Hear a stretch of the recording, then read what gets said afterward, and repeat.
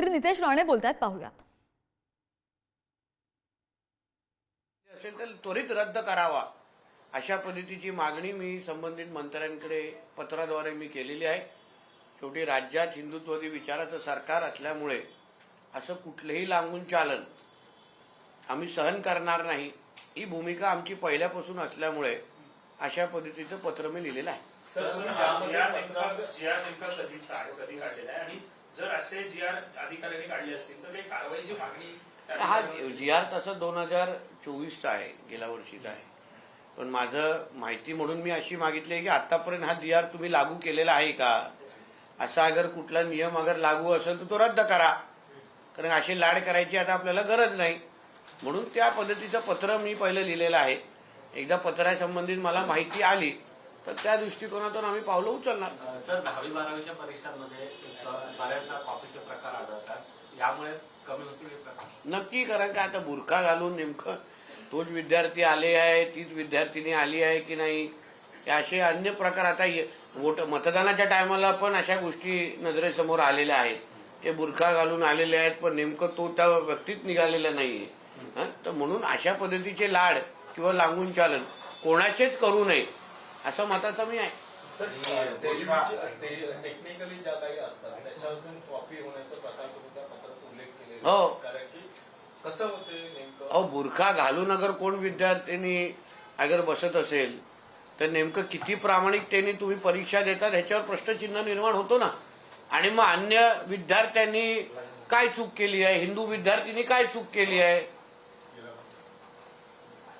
मग आम्हाला dress code आमचे नाही असू शकत का, आम्ही विविध आमच्या धर्माचा प्रचार प्रसार नाही करू शकत का.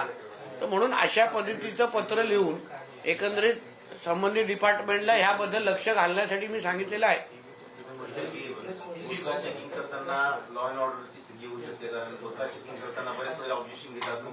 हो, कारण का काय होतं, जेव्हा कोणी ऑब्जेक्शन घेतं तर मग ये हमारे धर्म के खिलाफ आहे, ये इस्लाम के खिलाफ आहे असं बोलण्याची भाषा सुरू होते.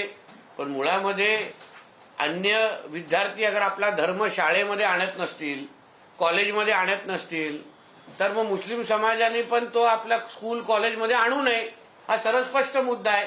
कारण का तुम्हाला अगर कोणी प्रश्न विचारला तरी तुम्हाला चटके लागतात, यापेक्षा तुम्ही तुमचा धर्म तुमच्या घरापर्यंत आणि तुमच्या धर्मस्थळांपर्यंत ठेवा, तो दुसऱ्यांवर लादण्याचा प्रकार करू नका, एवढंच आमचं म्हणणं आहे.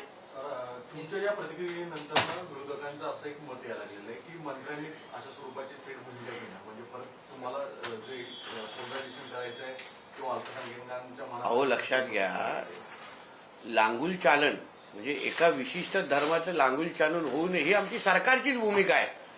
मी काय वेगळं बोलत नाहीये. म्हणून अशा पद्धतीचे चुकीचे अगर परिपत्रक निघाले असतील किंवा जी.आर. निघाले असतील तर सरकार म्हणून, सरकारचा प्रतिनिधी म्हणून, सरकारचा भाग म्हणून बोलण्याचा मला अधिकार आहे. आणि म्हणून मी ते संबंधित मंत्र्यांच्या निदर्शनास आणून दिलेलं आहे की बाबा अशा प्रकारचे अगर जी.आर. आणि परिपत्रक निघाले असतील तर तुम्ही त्वरित रद्द करा.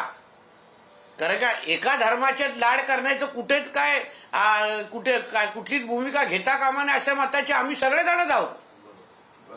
आता काही दिवसांपूर्वी भाजपच्या आणि संदर्भात बैठक झाली.